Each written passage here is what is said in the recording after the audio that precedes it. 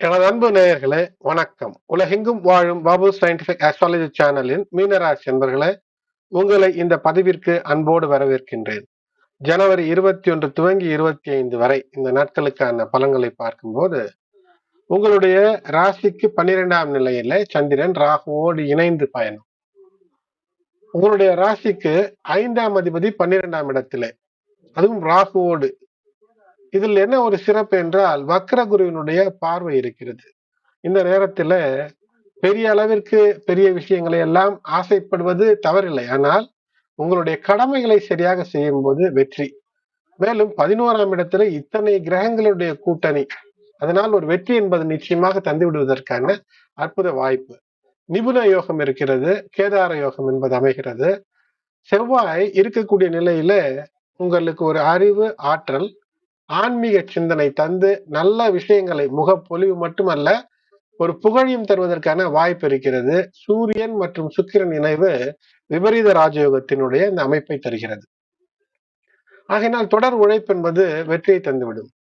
சரி, காம திரிகோண மயக்கம் என்று ஏன் சொல்கிறேன் என்றால், இந்த நாட்களில சந்திரன் ராகுவோடு, சந்திரன் சனியோடு, அதன் பின்னர் அடுத்ததாக மாறும்போது உங்களுடைய ராசிக்கு 2ஆம் நிலையில என்று இப்படி மாறும்.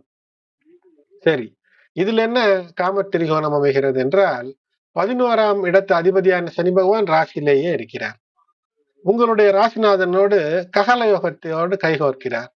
ஒன்று, அதாவது சனியும் உங்களுடைய ராசிநாதனும் ஒருவருக்கு ஒருவர் கேந்திரம் பெறுகிறார்கள். அது மட்டுமல்லாமல் 3ஆம் அதிபதியான சுக்கிரனும் ராசிக்கு 7ஆம் அதிபதியான புதனும், இந்த சுக்கிரன் புதன் இணைவு லட்சுமி கடாட்சத்தை தரும். அது இணையக்கூடிய இடம் 11. இது மிக ஒரு அற்புதம். 7 சனி காலம், அதுவும் ஜென்மச்சனி காலத்துல இப்படி ஒரு வாரம் என்பது மிக மிக ஒரு அற்புதம். வரம் பெற்றால் மட்டும்தான் இப்படி எல்லாம் கிடைக்கக்கூடிய அமைப்பு என்று சொல்ல வேண்டும். சிறு சிறு பிரச்சனைகள் 7 சனி, சனி பகவான் ஜென்மத்தில் ராசியில் இருக்கிறார் என்றால் சில பிரச்சனைகள் இருந்தே தான் தீரும். ஆனால் இப்போது 2 விஷயம். ஒன்று, உச்சம் பெற்றிருக்கக்கூடிய செவ்வாய், மற்றொன்று சனி பகவான் இருக்கக்கூடிய நிலை, ராகு இருக்கக்கூடிய நிலையில நீங்கள் நினைத்ததை ஒரு நல்ல விஷயமாக நினைத்து அதுல தீவிர முயற்சி என்றால் மாபெரும் வெற்றிகளை தந்து விடுவதற்கான வாய்ப்பை தரக்கூடிய கிரக நிலைகளாக அமைகிறது. இந்த வாரம் சற்று சொத்து சார்ந்த விஷயங்களில கூடுதல் கவனமாக இருக்க வேண்டும். ஏற்கனவே இருக்கக்கூடிய சொத்துகளிலே அல்லது வாகனம், ஏதேனும் உங்களுடைய பொருட்கள், அது யாரேனும் ஒருவர் நம்பிக்கை துரோகம் செய்து அடித்து போகக்கூடிய ஒரு அமைப்பு என்பது இருக்கும். 2, உங்களுக்கு உங்களுடைய குடும்ப உறுப்பினர்களுடைய உதவியின் மூலமாக ஒரு புதிய சொத்து வாங்குவதற்கான வாய்ப்பையும் இருக்கிறது, வாய்ப்பையும் தருகிறது. ஆகையினால் இந்த வாரத்தை பொறுத்தவரை அல்லது 7 சனி காலம் முழுக்க யாரையும் அப்படியே பிளைண்டாக நம்புவது, குருட்டுத்தனமாக நம்புவது என்பதே இருக்கக்கூடாது. அது மட்டுமல்லாமல் அனைத்து வகையான பிரச்சனைகளிலிருந்தும் ஒரு நிவாரணம் தேவை, ஒரு விடிவு தேவை என்று முயற்சிக்கும் போது அது கிடைக்கக்கூடிய அமைப்பு நிச்சயமாக இருக்கிறது. உங்களுடைய ராசிக்கு 12ஆம் வீட்டிலே ராகு சந்திரன் இணைவு இருந்தாலும் கூட குருவினுடைய பார்வை பலம். அதனால் உடல்நல பிரச்சனைகள், குறிப்பாக அலைச்சல் அல்லது மனநிலை தேவையற்ற விஷயங்களை போட்டு சிந்தித்துக் கொண்டிருப்பது, இவையெல்லாம் தவிர்த்தீர்கள் என்றால் ஒரு நன்மை என்பது நிச்சயமாக நடக்கும். மாணவர்களாக இருக்கிறீர்கள் என்றால் ஒரு தொழில்நுட்ப படிப்பிலே இருக்கக்கூடியவர்களுக்கு நல்ல வாய்ப்பு என்பது இருக்கும். மேலும் படிக்க வேண்டும் என்ற எண்ணம் தோன்றும். வாய்ப்புகளை பயன்படுத்தி வெற்றிக்கு சரியான இலக்குகளை நிர்ணயித்து பயணிக்கும் போது நிச்சயமாக வெற்றி அடைவதற்கான அற்புத வாய்ப்புகளை எல்லாம் இந்த கால கிரகநிலை என்பது உங்களுக்கு தரும். அதோடு மட்டுமல்லாமல் மீனராசி என்பவர்களே, 7 சனி காலமாக இருந்தாலும் கூட சனி பகவான் பல நிலைகளிலே பல கட்டங்களாக உங்களுக்கு நன்மையை தருகிறார். மகாலட்சுமி யோகத்தை 11ஆம் இடத்துல இந்த சுக்கிரன் மற்றும் புதன் இணைவு என்பது ஒரு மகாலட்சுமி யோகம். ஆகையினால் லட்சுமி தாயார் வழிபாடு, செவ்வாய்க்கிழமைகளிலே முருகன் வழிபாடு என்று செய்வதெல்லாம் வெற்றிக்கான வழிகளை தரும். பூரட்டாதி 4ஆம் பாதத்திலே பிறந்திருக்கக்கூடியவர்களுக்கு உறவினர்களை அல்லது அக்கம் பக்கத்தாரை பகைத்துக் கொள்ளாமல் இருப்பது வெற்றியை தரும். அது மட்டுமல்லாமல் லாப நிலையில 11ஆம் இடத்துல இருக்கக்கூடிய இத்தனை கிரகங்களுடைய வலு தெம்பின் காரணமாக தடைபட்டிருந்த விஷயங்களிலிருந்து வெற்றி துவங்கும், தொட்டது துலங்கும், எதிர்பார்த்த பணம் வரும், எதிர்பார்த்த வேலை வரும், பிரச்சனைகள் தீரும். ஒரு தொழில், வியாபாரம், மாணவர்களாக இருந்தால் கல்வி, இவற்றில உங்களுடைய முயற்சியை விட சற்று கூடுதல் வெற்றி என்பது நிச்சயமாக இருக்கும். உத்திரட்டாதி நட்சத்திரத்துல பிறந்திருப்பவர்களுக்கு ஒரு சரியான மருத்துவம் கிடைக்கும். புதிய வீடு, வாகனம் வாங்கக்கூடிய முயற்சி என்பது வெற்றி தரும். ரேவதி நட்சத்திரத்துல பிறந்திருப்பவர்களுக்கு திடீர் என்ற அதிர்ஷ்டம் என்பது ஏற்படுவதற்கான வாய்ப்பு இருக்கிறது. குடும்பத்தில் உள்ளவர்கள் மகிழ்ச்சி, குடும்ப உறுப்பினர்களுடைய உதவி, இவையெல்லாம் உங்களுக்கு தொழில் வியாபாரத்திலே எதிர்பார்த்ததை விட ஒரு முன்னேற்றத்தை தரும். திங்கட்கிழமை தை 5 ஜனவரி 19 2:14 AM வரை பிரதமை, பின்னர் திதியை. உத்திராடம் நட்சத்திரம் 11:52 AM வரை, பிறகு திருவோணம். பாட்டிமை 11:52 வரை சித்தயோகம், அதன் பின்னர் மரணயோகமாக அமைகிறது. தீப வழிபாட்டிற்கு ஏற்ற நாள் இது. திருவோண நட்சத்திரம், லட்சுமி ஹயக்ரீவர் நட்சத்திரம், ஷியாமலா நவராத்திரி வழிபாடு துவங்கும் நாள். தை அமாவாசைக்கு பின்பாக ஷியாமலா நவராத்திரி சங்கீதம் பயில ஏற்ற நவராத்திரியாக அமையக்கூடியது. பங்குனி அமாவாசைக்கு பின் வசந்த நவராத்திரி, ஆனி அமாவாசைக்கு பின் வராக நவராத்திரி, புரட்டாசி அஸ்வின மாதத்திற்கு பின்பாக சாரதா நவராத்திரி என்று 4 நவராத்திரிகளில் இது ஒரு குப்த நவராத்திரி. ரகசியமாக மற்றவர்கள் வேண்டி வந்ததை இப்போது நீங்களும் இந்த நாளிலே வேண்டுவதன் மூலமாக தசமகா வித்யை பெற முடியும். புனித நிலைகளிலே நீராடுவதற்கு ஏற்ற நாளாக அமைகிறது. மாசி அமாவாசை வரை இன்று துவங்கி பரிகாரங்கள் செய்ய ஏற்ற அமைப்பை தருகிறது. அடுத்தது செவ்வாய்க்கிழமை தை 6 ஜனவரி 20 2:42 AM வரை துதியை, பின்னர் திருதியை. திருவோண நட்சத்திரம் 1:06 PM வரை, பிறகு அவிட்டம்.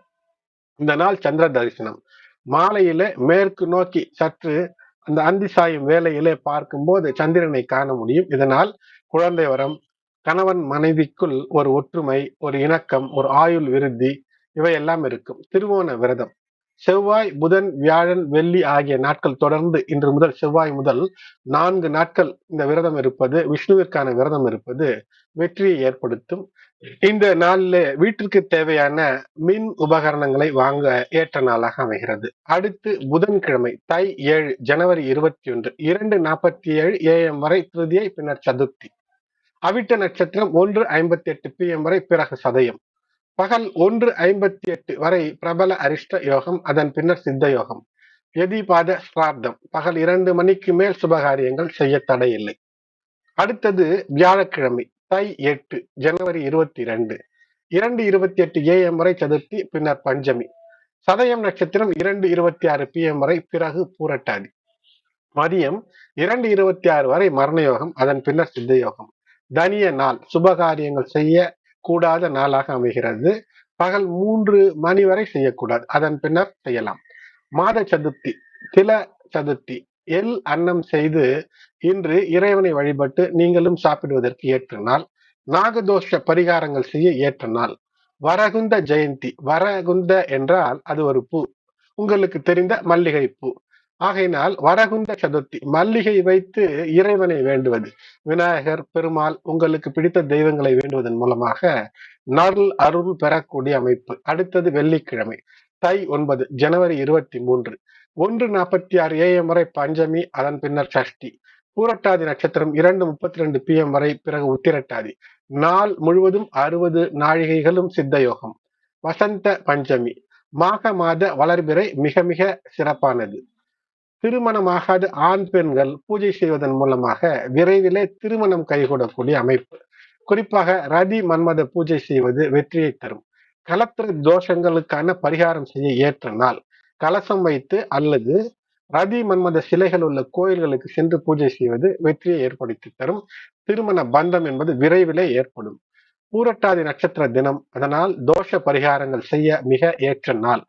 அடுத்தது சனிக்கிழமை தை 10 ஜனவரி 24 12:40 AM வரை சஷ்டி, அதன் பின்னர் சப்தமி. உத்திரட்டாதி நட்சத்திரம் 2:15 PM வரை, பிறகு ரேவதி 2:15 வரை சித்த யோகம், அதன் பின்னர் பிரபல அரிஷ்ட யோகம். சஷ்டி விரதம், முருகனுக்கான வழிபாடு செய்ய இது மிக மிக ஏற்ற நாளாக இருக்கிறது. செவ்வாய் உச்சம் பெற்றிருக்கக்கூடிய காலத்துல அனைவரும் முருகனுக்கான வழிபாடு செய்வது மிகப்பெரிய ஏற்றங்களையும் முன்னேற்றத்தையும் தரும்.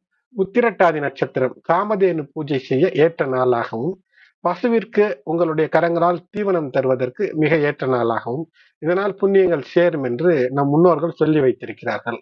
அடுத்தது ஞாயிற்றுக்கிழமை தை 11 ஜனவரி 25 11:10 PM வரை சப்தமி, அதன் பின்னர் அஷ்டமி. ரேவதி நட்சத்திரம் 1:35 PM வரை, பிறகு அஸ்வினி.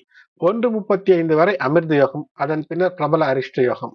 இந்த நாள் கரிநாள், பானு சப்தமி, விஜய சப்தமி, வைவஸ்வத மன்வாதி, இது மன்வாதி புண்ணிய தினமாக அமைகிறது. ரத சப்தமி, விஸ்வக சப்தமி விரதம், அதாவது சோகம் இல்லாமல் இருப்பதற்கு இந்த சப்தமி விரதம் என்பது பொதுவாக சந்தான சப்தமி அல்லது ரத சப்தமி என்ற பெயர்களில் அழைக்கப்படுகிறது. இது குழந்தைகளின் நலனுக்காக, ஆரோக்கியத்திற்காக, குழந்தை பாக்கியத்திற்காகவும் கடைபிடிக்கப்படக்கூடிய விரதமாகும். இதில் சூரிய பகவானை, சிவ பார்வதியை வேண்டுவதன் மூலமாக இந்த நாளில வெற்றிக்கான வழி, சந்தான பாக்கியம் கிடைக்கும். குழந்தை வரம் என்பது அற்புதமாய் அமையும். பாவங்கள் நீங்கிடும், நீண்ட ஆயுள் கிடைக்கும், செல்வம் பெருகும், நல்ல குழந்தை வரம் என்பது கிடைக்கும் என்பது நம்பிக்கை. அன்பு நேயர்களே, இந்த பதிவு உங்களுக்கு பயனுள்ளதாக இருக்கும் என்று நம்புகின்றேன். பதிவை லைக் செய்யுங்கள். உங்களுடைய மேலான கருத்துக்களை கமெண்டிலே தெரிவியுங்கள். மேலும் இந்த பதிவினை மற்ற உங்களுடைய உற்றார் உறவினர் நண்பர்களுக்கும் ஷேர் செய்யுங்கள். சப்ஸ்கிரைப் செய்யாத நண்பர்கள் சப்ஸ்கிரைப் செய்து தொடர்ந்து இணைந்து ஆதரவு தர அன்போடு வேண்டுகின்றேன். நன்றி.